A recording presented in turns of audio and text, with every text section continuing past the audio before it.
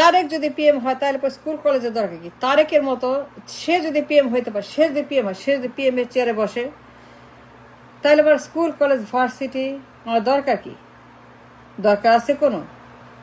আমি তো মনে করি না দরকার আছে। তারেক যদি পিএম হয়, তার মতো টেনে টেনে আয় পাস, কোন রকমের আয় পাস, মানে কোন রকমের টেনে মেনে আয় পাস করছে তারেক, যে টেনে মেনে আয় পাস করছে, সে যদি পিএম এর চেয়ারে বসে, যদি অ্যালাউ করেন তাকে টু বিকাম দ্য পিএম, যে আপনারা মনে করে সমর্থন করেন, তাকে আপনারা সাপোর্ট করেন, তার জন্য লবি করেন, তার জন্য আপনারা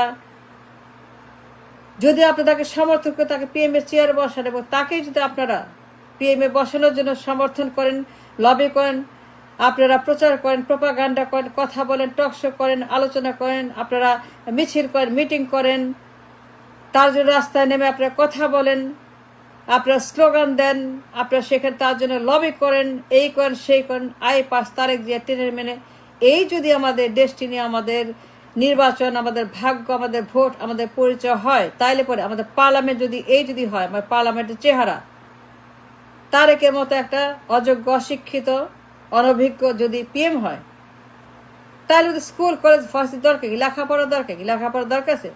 লেখাপড়ার দরকার আছে? লেখাপড়ার কোনো দরকার আছে? লেখাপড়ার কোনো দরকার আছে বলে আমি মনে করি না। আমি রাদার মনে করি যে কোনো লেখাপড়ার দরকার নেই, সব বন্ধ করে দেন। কিসের লেখাপড়া, কিসের আপনার স্কুল কলেজ ভার্সিটি? তারেকের মতো একজন অযোগ্য, অশিক্ষিত, তারেকের মতো একজন সম্পূর্ণভাবে যার কোনো ক্রেডিবিলিটি নাই, ক্রেডেন্সিয়াল, যার কোনো কিছুই নেই, যার কোনো ট্যালেন্ট, কোনো মেধা, কোনো কিছুই নাই, যার কোনো প্রমাণ নাই, তার কোনো কাজ নাই, কোনো তার লেখাপড়া নাই, তার কোনো রেজুমে নাই, তার কোনো পাস নাই, তার কোনো ভবিষ্যৎ নাই, তার কোনো বর্তমান, যার কিছুই নাই, তার মতো একটা লোককে যদি পিএম বানান, রাষ্ট্রের সর্বোচ্চ পদ, সর্বোচ্চ চেয়ার তাকে দেন, একটা পার্লামেন্টের ক্ষমতা, একটা দেশের ক্ষমতা, রাষ্ট্রের সর্বোচ্চ ক্ষমতা, সর্বোচ্চ পদ, সর্বোচ্চ চেয়ার, সর্বোচ্চ নাম্বার 1 পজিশন তাকে যদি দেন, রাষ্ট্রের সর্বোচ্চ চেয়ারে তাকে যদি অ্যালাউ করেন বসতে, রাষ্ট্রের সবচেয়ে মূল্যবান chair, the most incredible and important and responsible চেয়ারে যদি তাকে বসতে দেন আপনারা, যার টেনে টুনে আয় পাস, যার কোনো লেখাপড়া নাই, ক্রেডেন্সিয়াল নাই, কোনো যোগ্যতা নাই, কোনো শিক্ষার দিকে কোনো কিছু নাই, কোনো সার্টিফিকেট নাই, কোন রকম তার ক্রেডিবিলিটি নাই, সেই তারেক জিয়া যদি পিএম হয়, যদি অ্যালাউ করেন তাকে পিএম পদে, এবং সেটা করার যদি আপনারা তাকে সাপোর্ট করেন, এই যদি আমার ভাগ্য, আমার পার্লামেন্ট, আমার দেশ হয়, তাহলে পরে আমার দেশে শিক্ষা দীক্ষার দরকার নেই, তো সব বন্ধ করে দেন। আমার কোনো শিক্ষা দীক্ষার দরকার নাই, আমার কোনো ভার্সিটির দরকার নাই, স্কুল কলেজের দরকার নাই, আমার কোনো স্কুল কলেজ দরকার নাই, তো সব বন্ধ করে, সব স্কুল কলেজ সব বন্ধ করে, সব ভার্সিটি বন্ধ করে চুপ করে বসে থাকেন ঘরে। আমি এগুলো দিয়ে কি করব? কি কাজে লাগবে? কি হবে স্কুল কলেজ ভার্সিটি দিয়ে? আমি ভার্সিটি দিয়ে কি করবো? স্কুল কলেজ দিয়ে কি করবো? লেখাপড়া দিয়ে কি করবো? শিক্ষা দীক্ষার সার্টিফিকেট দিয়ে কি করবো? আমার শিক্ষা দীক্ষার সার্টিফিকেট, লেখাপড়ার সার্টিফিকেট কি করবো আমি বলেন? If this is the case, Tarique Zia টেনে টুনে আয় পাস, তারেক জিয়া টেনে টুনে আয় পাস করছে কোন রকমে অনেক আগে। সে যদি পিএম হইতে পারে, তাকে পিএম বানানোর জন্য আপনারা অ্যালাউ করেন, সমর্থন করেন, লবি করেন, তার জন্য আপনারা মিছিল মিটিং স্লোগান করেন, তার জন্য আপনারা লবি করেন, তার জন্য রাস্তায় নেমে আপনারা আন্দোলন করেন, বিপ্লব করেন। If this is the case, তাহলে পরে তো আমার তো শিক্ষা দীক্ষার দরকার নেই, ভার্সিটি স্কুল দরকার নেই, তো বন্ধ করে দেন, সব বন্ধ করে দেন, সব ভার্সিটি বন্ধ করেন, স্কুল কলেজ বন্ধ করেন, কোনো শিক্ষা দীক্ষা, কোনো ইনস্টিটিউশন দরকার নাই, সবগুলা স্কুল কলেজ, সবগুলা আমার যা আছে সব সব সব, যত ভার্সিটি, যত স্কুল, যত কলেজ, যত প্রাইমারি, যত মিডিয়ারি, যত সেকেন্ডারি, সবগুলা বন্ধ করে দেন।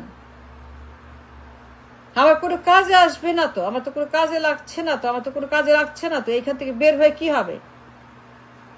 স্কুল কলেজে পড়ে কি হবে? ভার্সিটিতে পড়ে কি হবে? লয়ার হয়ে কি হবে? রাষ্ট্রবিজ্ঞানী হয়ে কি হবে? ব্যারিস্টার হয়ে কি হবে? প্রফেসর হয়ে কি হবে? টিচার হয়ে কি হবে? গবেষক হয়ে কি হবে? কি হবে আমার শিক্ষক দিয়ে, আমার ব্রিলিয়েন্স দিয়ে, আমার লেখাপড়া দিয়ে, ট্যালেন্ট দিয়ে, আমার ভার্সিটি দিয়ে, আমার লয়ার, ব্যারিস্টার, আমার দেশের ডাক্তার, ইঞ্জিনিয়ার, যত রকমের আপনার শিক্ষিত মানুষ যারা কিনা মাস্টার্স, পিএইচডি, যারা যারা ব্যাচেলার ডিগ্রি, কি হবে শিক্ষা দীক্ষা দিয়ে এই রেজুমিতে যদি আমার প্রধানমন্ত্রী হয় একটা আয়ে পাস টেনে টেনে? এই কালচার যদি বজায় রাখেন, এই সিস্টেম যদি আপনারা ফিনিশ না করেন, এই সিস্টেমের কালচার খতম না করেন, এইগুলোই আপনারা চালিয়ে যান, তার উপর লেখাপড়া দিয়ে কি হবে? সব বন্ধ করে দেন। আমি তো কোনো প্রয়োজন দেখি না, আমি মনে করি কোনো প্রয়োজন আছে। তারেক যদি পিএম হয় আয়ে পাস বিদ্যা নিয়ে, টেনে মেনে অনেক আগে অনেক বছর আগে টেনে মেনে আয়ে পাস করছে, টেনে মেনে কোন রকমে আয়ে পাস করছে, তাও কি জোর করে। মানে এইরকম একটা লোক যদি পিএম হয়, যদি কে অ্যালাউ করেন ক্ষমতায় বসতে, পিএম পদে বসতে, আমি বলতেছি কারণ বলার কারণ আছে, যুক্তি আছে, আমার আর্গুইং এ কেস। তারেক যদি এই রেজুমে নিয়ে, এই যোগ্যতা নিয়ে, এই লেখাপড়া নিয়ে, এই শিক্ষা দীক্ষা নিয়ে তার এই ক্রেডেন্সিয়াল পিএম হয়, যে বেয়ারলি কোনো লেখাপড়া করছে, যার বেয়ারলি কোনো এডুকেশন, যার বেয়ারলি কোনো ব্রেইন আছে, ট্যালেন্ট আছে, বেয়ারলি কোন রকম তার ক্রিয়েটিভিটি আছে, তার কিছুই নাই, নাথিং, তার কোনো কিছুই নাই। I'm arguing in this case because it is my right to do so. আমি জানি বলেই বলতেছি যে তারেক টেনে টেনে আয়ে পাস, তার কোনো ক্ষমতা নাই, অধিকার নাই বা কারণ নাই পার্লামেন্টে যাওয়ার। পার্লামেন্ট তার জন্য না, অ্যাবসলিউট পার্লামেন্ট তার জন্য না। সে কোনো কিছু নেই, he is good for nothing. সে কোনো কিছুই করে নাই,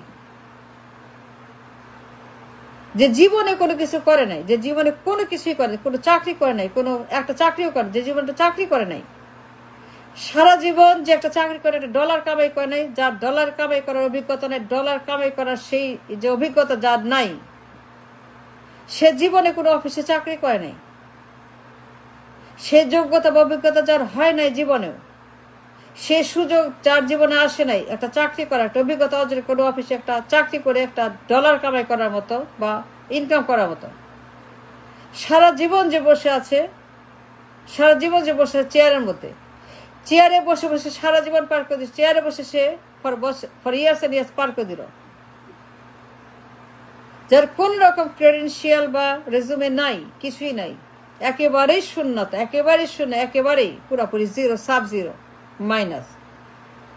তাকে যদি আপনারা পিএম বানান, পার্লামেন্টের ক্ষমতা দেন, রাষ্ট্র সর্বোচ্চ ক্ষমতা দেন, দেশের ক্ষমতা দেন, মানুষের ক্ষমতা দেন, 18 কোটি মানুষের জীবন জীবিকার ক্ষমতা তার হাতে দেন, 18 কোটি মানুষের অন্নবস্ত্র বাসস্থান তার হাতে দেন, যে জীবনে লেখাপড়া করে নাই, কোনো চাকরি করে নাই, কোনো অভিজ্ঞতা নাই, কোনো তার কোনো রকম কোনো কিছুই নাই, তাকে যদি পিএম আপনার বানানোর জন্য এইভাবে উঠে পড়ে লাগেন, এই রাবিশ, এই রাবিশ, এই রাবিশ, এই রাবিশ, এই rubbish, if that's the case, the rubbish I'm talking about, if that's the case, একটা barely আয়ে পাস করা মানুষ, barely very very টেনটুনে আয়ে পাস করা, তাই লেখাপড়ার কি দরকার? ঢাকা ভার্সিটির কি দরকার? ঢাকা কলেজের কি দরকার?